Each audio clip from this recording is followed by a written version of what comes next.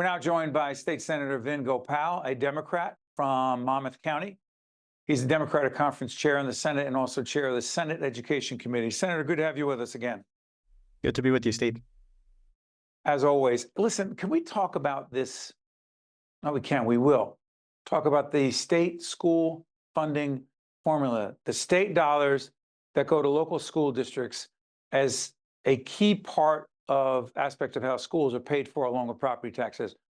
What the heck is the formula? What's wrong with it? And what needs to be done to address it? Because you've had many of your colleagues who came on and were taping today said over 100, maybe 150 school districts lost state funding to their communities, which is going to cause them to raise taxes and or cut back in the schools.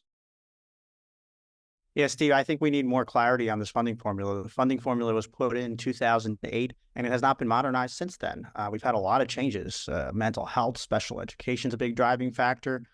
In Long Branch, they lost $10 million this year. They lost the most money of anywhere. Last year, they gained $600,000. So that's a $10.6 million swing in 1 year. And they have about 3 weeks to put together a budget on cutting $10 million. This is a district that's almost 70% free and reduced lunch. But what explain? By the way, that's in your district. One of your colleagues on the Republican side of the aisle implied it was somewhat political because the Democrats are in control of both houses of the legislature and the governor's office. But that's your district. You're the chair of the Senate Education Committee. You're a Democrat, a ranking Democrat. And Long Branch lost what? $10 million. And I don't know what colleague said that, but that's absolutely not true. The funding formula. What's the rationale for that? Why would they lose that money?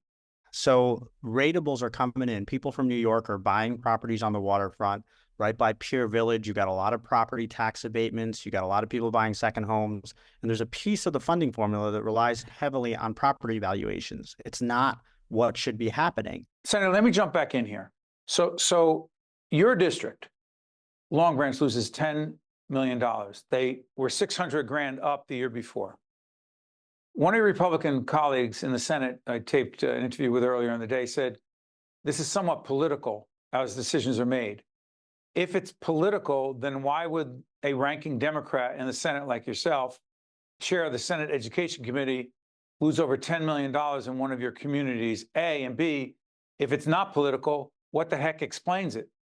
Yeah, it's absolutely not political. The formula is heavily dependent on property evaluations, and that's not how you should be funding your school districts. We've had a lot of people move into Long Branch and Asbury Park along the coastline all the way down to Atlantic County, people from New York, people buying second homes. That's increasing the property values of the town, but Long Branch is still 77% free and reduced lunch. So it's hurting the schools when that happens, and that's why we need to revisit the formula, modernize it.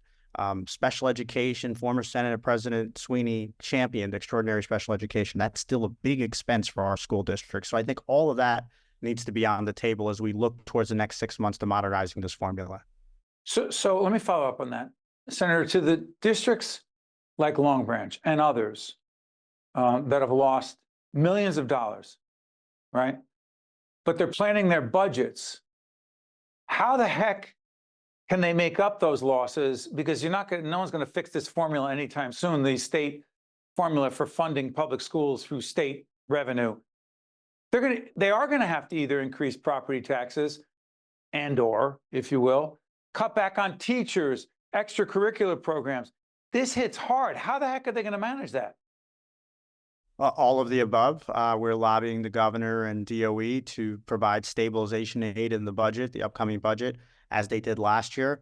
And we need to really have a hard look at the formula. We have 600 school districts, Steve. What is the bar? How many music programs does a district have? How many art programs? How many sports programs? If a school district decides they want to build a stadium or have a second lacrosse program, is that the responsibility of the state or is that the responsibility of the school district? So what do you say? One of the things I want to accomplish in this formula is get experts and have a bar. Let's set a bar. What is our expectation?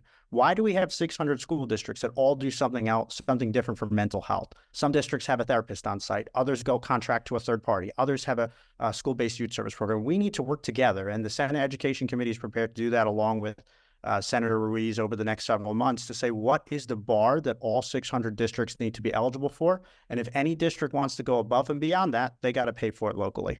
But Senator, at the same time, regionalization, combining, merging school districts. I live in the town of Montclair.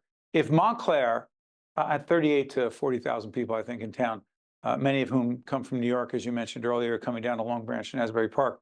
We're getting a lot of folks from Brooklyn, west side of Manhattan. Next town over is Glen Ridge, tiny little town, 1.2 or 3 square miles. What about if Montclair wanted to merge with Glen Ridge, form a regional school district, one high school, one principal, one superintendent, one sports program? And it's not going to happen because one or both communities is going to say, no way. Are you saying if you say no way, then you're going to have to pay your way because you're refusing to be open to regionalization, consolidation, whatever you want to call it? I know it's a loaded question, but this regionalization conversation has been going on forever in New Jersey, otherwise known as home rule. I want my own. I'm not merging with you. Go ahead, Senator. I'll get off my soapbox. No, you're right. And I think I came into the Senate 6 years ago as a young optimist. I think I'm still younger, but as a young optimist thinking we can regionalize and share services. And it's like the old saying about Congress, right? Everybody hates Congress. They always vote for their congressperson. Everybody loves the idea of consolidation. Just don't do it in my backyard. The state has provided funding, resources for anyone that wants to engage, any town, sewer authority, parking authority, school district who wants to engage in any type of shared service or consolidation. The state is willing to pick up all the costs. I've had bills I've introduced. I've had bills that have been signed into law. Like we pushing on this, but it's not easy. Parents get upset. Board of Ed members get upset. I had 2 districts in Monmouth County that I was trying to get them together. And you talk about Montclair, these districts would have added up to maybe 300 kids total. And I had one of the fathers angry at me because the plan would have involved shutting down a school building, which he and his father had gone to, and he wants his son to go to that same school building. I think it's just so unfortunately complicated, but that's why we got to get back to the school funding. But he wants his property taxes lower than they are, or not raised. 100%. And that's why this all has to be part of the school funding formula. How many shared services do you have? That's important. Senator, next time we have you back, I'm going to do this because you understand child care better than most, having children of your own that you have to deal with. We have an initiative called Reimagine Childcare that is expanding to a broader initiative called the First 1,000 Days NJ, which deals with impactful issues dealing with families and children. When you come back next time, let's make sure we talk about that and other issues. Okay, Senator? We'd love to. Thank you so much. Thank you so much for joining us. As always, Senator Vin Gopal. We'll be right back right after this. At Johnson & Johnson, we're leading the way across the full spectrum of healthcare solutions. By innovating at the intersection of biology and technology, we profoundly impact health for humanity. Also brought to you by New Jersey's Clean Energy Program, lighting the way to a clean energy future. Johnson & Johnson. Horizon Blue Cross Blue Shield of New Jersey. Here when you need us most. NJM Insurance Group, serving New Jersey's drivers, homeowners, and business owners for more than 100 years. The Turrell Fund, a foundation serving children. The New Jersey Education Association. Atlantic Health System, making healthy easier. The Port Authority of New York and New Jersey, moving the region through air, land, rail, and sea. And by Rowan University, proudly serving New Jersey for 100 years.